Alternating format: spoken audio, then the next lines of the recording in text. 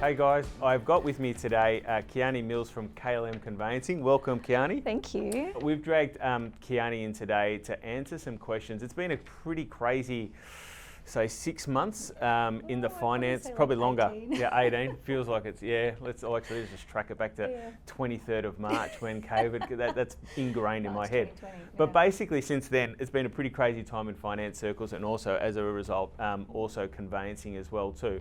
And so I thought it was a really good opportunity for us to go back over. The market has been so strong for a while now, and what we always talk to our clients about is making sure that they're prepared when they're going and getting ready to bid at an auction. And obviously what ties and dovetails in with that is ensuring that they've got somebody, a conveyancer or a solicitor, that's basically working alongside with them to make sure that they're prepared when it comes to auction day.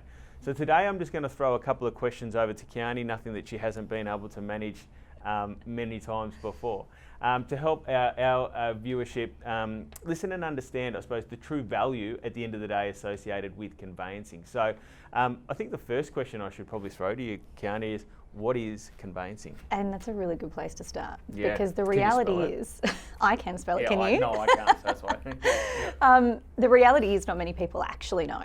Okay. Our parents and our parents' parents went to their lawyer to do conveyancing. Yep. So it was just part of the solicitor's job. When Yep. you were buying or selling a house, you went who mum and dad used. Yeah. But over the last 10 years, conveyancing has become really prominent, and Yep. we are specialists in our field, where most of us, especially myself, has had legal experience and have the legal knowledge.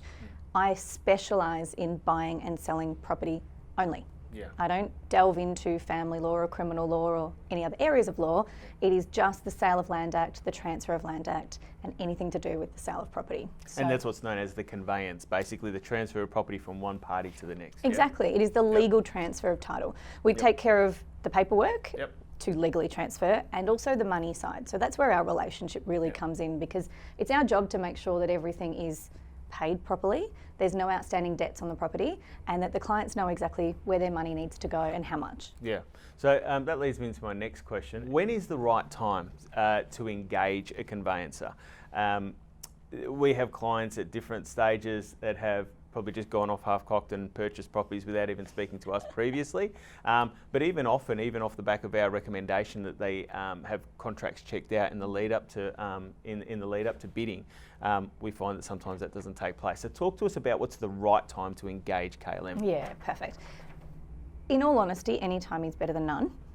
Those times, as you said, where people go and buy properties without even speaking to you, that gives me a full-blown heart attack. Yeah. But it's fine. You know, there are things that we can do. However, ideally, in a perfect world, as soon as you have the idea that you want to buy a property and that you've got your financial security in some form, we know that banks aren't doing pre-approvals as much anymore, so it might just be having a chat with a mortgage broker. Yep. That's when the next place you go, right, I need my legal team behind me. Even if it is just a, hey, I'm looking at property in the next 6 months, what do I need to do when I find one? Most of the time, especially now with our crazy market, properties can come online and go offline within 24 hours. Yeah, we're seeing a fair bit of that. So the best thing is to be prepared. Be Yep. prepared for everything. So if you need to know who to call, who to email, or who to book online with, you know how to do it. So the sooner the better. There's so much education you can do before you even purchase as well.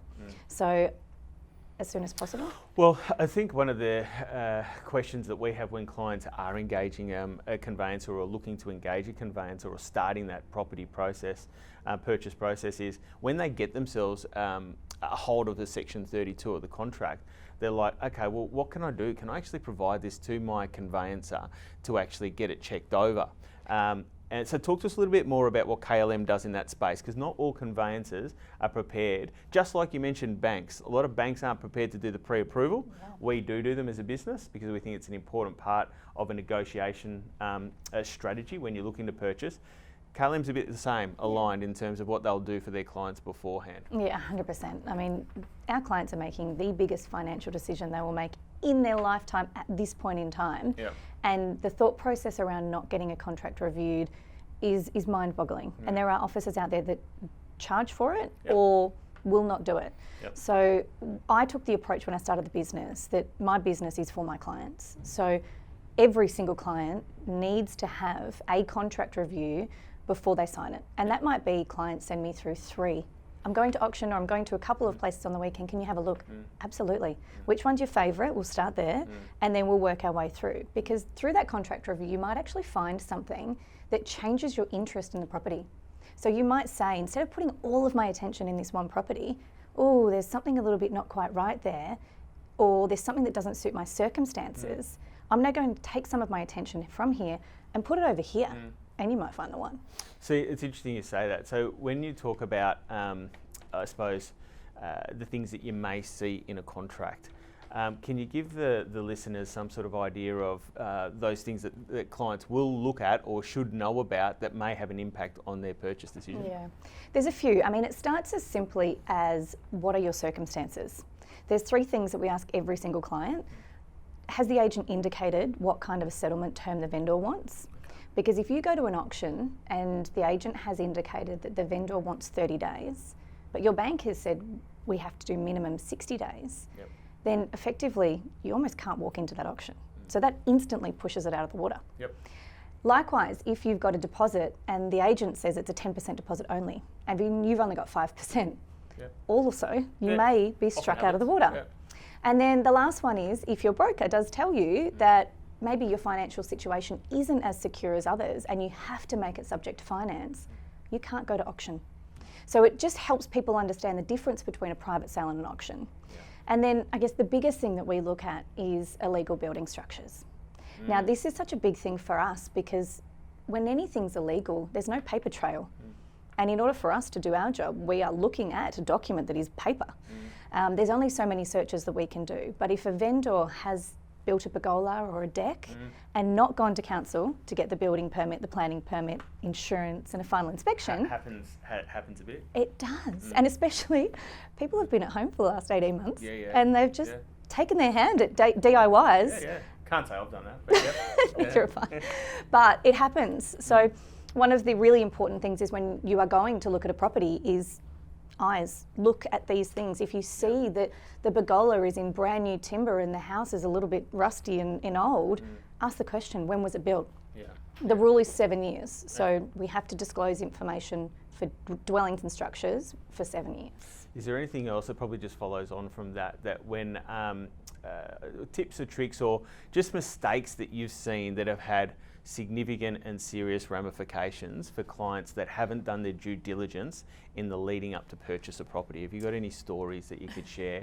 No names, of course, or anything like that at the end of the day you sit here and go, no, this is something that everyone needs to understand. Yeah, I have a list, but I guess the basic ones that I try and really kind of hammer into most clients is how important that inspection of the property is.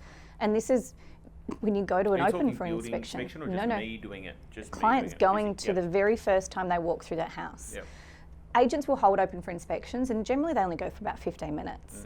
But effectively this may be the only opportunity that you look at that property before you sign a contract. So if you're looking at this property, you're probably going through the property and going, oh, I'm going to put my couch over here, I'm going to hang my TV over here, this is the perfect size for my fridge. But you're not having a look at how's the water pressure.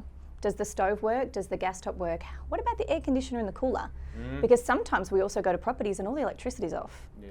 So the biggest one that I found was a client who went and the electricity was off. We had a building inspection done to hopefully protect the client.